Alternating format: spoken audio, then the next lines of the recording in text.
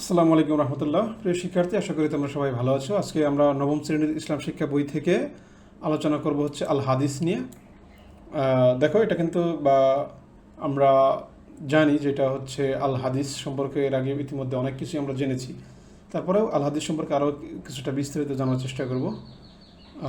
দেখো, এখানে বলছে, প্রিয় শিক্ষার্থীরা, তোমরা পূর্বের শ্রেণীতে হাদিস সম্পর্কে জেনেছো। তোমরা সেখানে হাদিসের পরিচয়, প্রকারভেদ, গুরুত্ব এবং বিশুদ্ধ 6টি হাদিস গ্রন্থ সম্পর্কে কিন্তু জেনেছো। মানবিকতা ও নৈতিক গুণাবলী সম্পর্কিত এবং মনোজাতমূলক জীবন ঘনিষ্ঠ নির্বাচিত কিছু হাদিসও কিন্তু শিখেছে। অর্থাৎ আগের ক্লাসগুলোতে কিন্তু আমরা এইসব জিনিস শিখেছিলাম।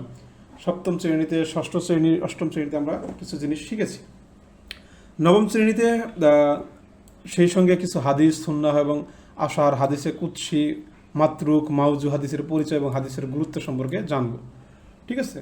পাশাপাশি নির্বাচিত কিছু হাদিসের শিক্ষা এবং মোনাজাতমূলক জীবন ঘনিষ্ঠ কিছু হাদিস সম্পর্কে আমরা বাস্তবে আমল করতে পারবো ইনশাল্লাহ। হাদিস তো আমরা তো সবাই জানি, হাদিস একটা আরবি শব্দ। এর কথা হচ্ছে মানে কথা, বক্তৃতা, বাণী, সংবাদ, বিষয়, খবর। তার মানে রাসূলুল্লাহ সাল্লাম, মানে হযরত মুহাম্মদ সাল্লামের কথা, কাজ এবং তিনি যা অনুমোদন দিয়েছেন, যা মৌন সম্মতি দিয়েছেন, সেগুলোই হচ্ছে হাদিস। নবী করিম সাল্লাল্লাহু আলাইহি ওয়াসাল্লাম যা কিছু বলেছেন, যা কিছু করেছেন, যা কিছু বলার বা করার অনুমতি দিয়েছেন বা সমর্থন জানিয়েছেন, এগুলোকে হাদিস বলা হয়। সুন্নাহ, সুন্নাহ শব্দটি হচ্ছে হাদিসের একটা সমার্থক শব্দ। সুন্নাহ শব্দের অর্থ পথ, পদ্ধতি, কর্ম, নীতি বা আদর্শ। রাসূলুল্লাহ সাল্লাল্লাহু আলাইহি ওয়াসাল্লাম যে পথ, পন্থা ও রীতিনীতি, পদ্ধতি অবলম্বন করে চলতেন তাকে সুন্নাহ বলা হয়। ঠিক আছে? অন্য কথা, রাসূলুল্লাহ সাল্লাল্লাহু আলাইহি ওয়াসাল্লাম প্রচারিত আদর্শই হচ্ছে সুন্নাহ।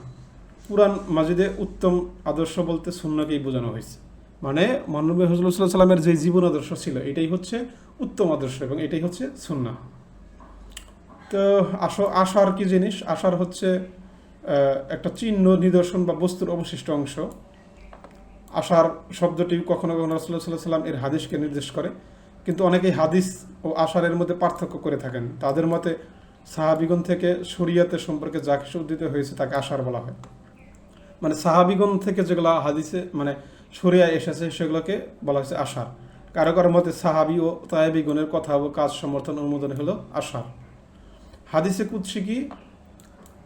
যে হাদিসের মূল বক্তব্য আল্লাহ তাআলা সরাসরি রাসূলুল্লাহ সাল্লাল্লাহু আলাইহি ওয়াসাল্লামকে স্বপ্ন বা ইলহামের মাধ্যমে জানিয়ে দিয়েছেন এবং রাসূলুল্লাহ সাল্লাল্লাহু আলাইহি ওয়াসাল্লাম নিজ ভাষায় তা বর্ণনা করেছেন, তাকে হাদিসে কুদসি বলে। ঠিক আছে? মাতরুক, মাতরুক শব্দের অর্থ হচ্ছে কি? আসলে মাতরুক শব্দের অর্থ হচ্ছে পরিত্যক্ত, পরিত্যাজ্য বা বাতিল। যে রাবি সকল মুহাদ্দিসের নিকট দুর্বল, তার বর্ণিত হাদিসকে মাতরুক বলা হয়। অন্য কথায়, যে হাদিস কোনো দুর্বল রাবি একা বর্ণনা করেছেন তাই মাতরুক বা পরিত্যক্ত, তার হাদিস মারদুদ বা প্রত্যাখ্যাত। মানে রাবি হচ্ছে বর্ণনাকারী, যে হাদিস বর্ণনাকারী মানে একাই একটা হাদিস বর্ণনা করছে সেটাকে বলা হয়েছে মাতরুক, মানে দুর্বল হাদিস, বাতিল। ঠিক আছে? আরেকটা হচ্ছে কি? মাউজু বা জাল হাদিস। মাউজু শব্দের অর্থ জাল, মন গড়া, বানোয়াট, তৈরিকৃত, নির্মিত বা মিথ্যা কথা বলা, ভুলভাবে মুহাম্মদ সাল্লাল্লাহু আলাইহি ওয়াসাল্লামের বাণী বর্ণনা করা ইত্যাদি। মুহাম্মদ সাল্লাল্লাহু আলাইহি ওয়াসাল্লামের উপরে বানোয়াট ও রচনাকৃত কথাকেই মাউজু হাদিস বলা হয়। অন্য কথায়, যে হাদিসের রাবি জীবনের কখনো ইচ্ছাকৃতভাবে রাসূলুল্লাহ সাল্লাল্লাহু আলাইহি ওয়াসাল্লামের নামে মিথ্যা কথা রটনা করেছেন বলে প্রমাণিত, তার বর্ণিত হাদিসই হচ্ছে মাউজু হাদিস। মোট কথা, মুহাম্মদ সাল্লাল্লাহু আলাইহি ওয়াসাল্লামের নামে অসত্যভাবে যে সমস্ত কথা হয়েছে তাই হচ্ছে জাল হাদিস। জাল হাদিসের আরবি নাম হচ্ছে মাউজু। মাউজু বা জাল হাদিসের হুকুমটা কি? জাল হাদিস যেহেতু হাদিস নয়, তাই জাল ও বানোয়াট জানার পরও উক্ত বক্তব্যটিকে মহানবী সাল্লাল্লাহু আলাইহি ওয়াসাল্লামের হাদিস বলে প্রচার করা হারাম। তবে মানুষকে জাল হাদিস জানানোর জন্য তা বর্ণনা করা জায়েজ। ঠিক আছে? তা প্রচার করা যাবে না, কিন্তু জানানোর জন্য বলা যাবে। তো হাদিসের গুরুত্ব কি? হাদিস মুসলমানদের এক অমূল্য সম্পদ। শরীয়তের মানে ইসলামী শরীয়তের দ্বিতীয় উৎস হচ্ছে হাদিস। ইসলামী জীবন বিধানের অন্যতম মূল ভিত্তি। কুরআন মাজিদের পরেই হাদিসের স্থান। কুরআন মাজিদ যেখানে ইসলামী জীবন ব্যবস্থার মূলনীতি পেশ করে, হাদিস সেখানে মূলনীতির বিস্তারিত বিশ্লেষণ করে। অর্থাৎ কুরআন ইসলামের আলোক স্তম্ভ আর হাদিস হচ্ছে তার বিচ্ছুরিত আলোক। মানে কুরআন শরীফ হচ্ছে সংক্ষিপ্ত রূপ আর হাদিস হচ্ছে কি সেখানকার বিস্তারিত। কুরআনের বিস্তারিত হচ্ছে হাদিস। কুরআনে আল্লাহ তাআলা এবং রাসূল সাল্লাল্লাহু আলাইহি ওয়াসাল্লামকে অনুসরণের কথা বলা হয়েছে। কুরআন মহান আল্লাহ তাআলার থেকে প্রকাশ্য ওহী, হাদিস অপ্রকাশ্য ওহী। কারণ রাসূল সাল্লাল্লাহু আলাইহি ওয়াসাল্লাম নিজে কখনো মন গড়া কথা বলেননি। মহান আল্লাহর নির্দেশ পেয়েই তিনি মানুষকে বিভিন্ন বিষয় সম্পর্কে জানাতেন। এখানে একটা দেখো, মহান আল্লাহ তাআলা বলছে যে তিনি মন গড়া কোনো কথা বলেন না, তা তো ওহী, যা তার প্রতি প্রত্যাদেশ। ঠিক আছে? হাদিস কোরআনের নির্ভুল ব্যাখ্যার পাশাপাশি রাসূলুল্লাহ সাল্লাল্লাহু আলাইহি ওয়াসাল্লামের জীবন, কর্ম, ত্যাগ, আদর্শ, ধৈর্য, মানবপ্রেম, আল্লাহর ভয়, সত্যের পথে আপসহীনতা, বিশ্বস্ততা, সততা, নবুয়াত, হেদায়েত ও উপদেশের বিস্তারিত বিবরণ জানা যায়। হাদিস থেকে কিন্তু সব জানা যায়।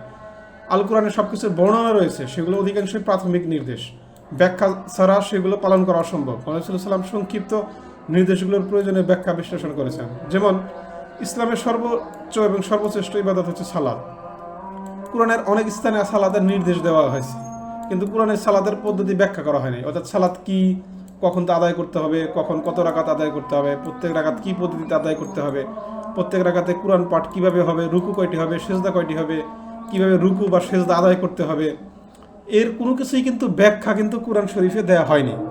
ঠিক আছে, তাই রাসূলুল্লাহ সাল্লাল্লাহু আলাইহি ওয়াসাল্লাম বিস্তারিত পদ্ধতি শিক্ষা দিয়েছেন কোথায়? হাদিসের মাধ্যমে। যেমন এখানে বলা আছে যে তোমরা সালাত আদায় করবে যেখানে আমাকে সালাত আদায় করতে দেখেছো, মানে তোমরা সালাত আদায় করবে যেভাবে আমাকে সালাত আদায় করতে দেখেছো। যেভাবে সালাতের সময় হলে তোমাদের মধ্যে একজন আজান দেবে, এরপর তোমাদের মধ্যে যে বয়সে বড় সে তোমাদের সালাতের ইমামতি করবে। অনুরূপভাবে কোরআন জাকাত প্রদানের নির্দেশ এসেছে, কিন্তু জাকাত প্রদানের বিস্তারিত নির্দেশনা কোরআনে নেই। রাসূলুল্লাহ সাল্লাল্লাহু আলাইহি ওয়াসাল্লামের নিয়মকানুন বিস্তারিতভাবে হাদিসের মাধ্যমে বর্ণনা করেছেন। এই কারণে কোরআনের মধ্যে হাদিসের গুরুত্ব হচ্ছে অপরিসীম, অনেক গুরুত্ব। ঠিক আছে, কারণ কি কোরআন হচ্ছে হাদিসের মানে কোরআন হচ্ছে কি মূল বিষয়, আর মূল বিষয়ের ব্যাখ্যাটাই হচ্ছে হাদিস। মোট কথা একজন মুসলমানের জন্ম থেকে মৃত্যু পর্যন্ত ব্যক্তিগত, পারিবারিক, সামাজিক, অর্থনৈতিক, রাজনৈতিক এবং আন্তর্জাতিক সমস্ত বিষয়ের বিস্তারিত নির্দেশনা কিন্তু এই হাদিসের মাধ্যমে আমরা পেয়ে থাকি।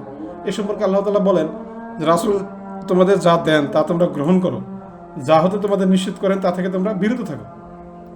ঠিক আছে, আল্লাহ ক্ষমা ও ভালোবাসা লাভের জন্য রাসূলুল্লাহ সাল্লাল্লাহু আলাইহি ওয়াসাল্লামের আনুগত্য করা একান্ত জরুরি, কেননা রাসূলুল্লাহ সাল্লাল্লাহু আলাইহি ওয়াসাল্লাম আনুগত্যের মধ্যেই আল্লাহর আনুগত্য। এ প্রসঙ্গে মহান আল্লাহ তাআলা বলুন তোমরা যদি আল্লাহকে ভালোবাসো তাহলে আমাকে অনুসরণ করো, আল্লাহ তোমাদেরকে ভালোবাসবেন এবং তোমাদের অপরাধ ক্ষমা করবেন। এটা সূরা আল ইমরানের 31 নম্বর আয়াত। রাসূলুল্লাহ সাল্লাল্লাহু আলাইহি ওয়াসাল্লাম মানবজাতির শিক্ষক ছিলেন। আমরা হাদিসের মাধ্যমে রাসূলুল্লাহ সাল্লাল্লাহু আলাইহি ওয়াসাল্লামের জীবন আদর্শ সম্পর্কে জানতে পারি। তিনি কেমন ছিলেন, কিভাবে কোরআন লাভ করলেন, কিভাবে তার শিক্ষা দিলেন, কিভাবে সংকলন করলেন ইত্যাদি। অতএব মানব জীবনের হাদিসের গুরুত্ব প্রয়োজনীয়তা হচ্ছে অনেক, অপরিসীম। হাদিস ছাড়া কোনো অবস্থাতেই কোরআন বোঝা বা ইসলামী জীবনযাপন করা সম্ভব নয়। আবার হাদিসকে অস্বীকার করা বা কিংবা সন্দেহ পোষণ করা কুফরি কাজ, মানে হাদিসকে অবিশ্বাস করলে সে কাফের হয়ে যাবে। সুতরাং আমরা রাসূলুল্লাহ সাল্লাল্লাহু আলাইহি ওয়াসাল্লামের হুবহু অনুকরণ করব, হাদিসের ভিত্তিতে কোরআনের নির্দেশাবলী পালন করব আর হাদিসের আলোকে জীবন করব। ঠিক আছে, আজকের এই পর্যন্ত আমরা রাখতে চাই। পরবর্তীতে আমরা কিছু গুরুত্বপূর্ণ হাদিস নিয়ে আলোচনা করব। সো হাদিসের এই বিষয়গুলো আজকে আমরা জানলাম। সবাই ভালো থাকো, সুস্থ থাকো। আজকের ক্লাসটা এখানে শেষ করছি। আল্লাহ হাফেজ।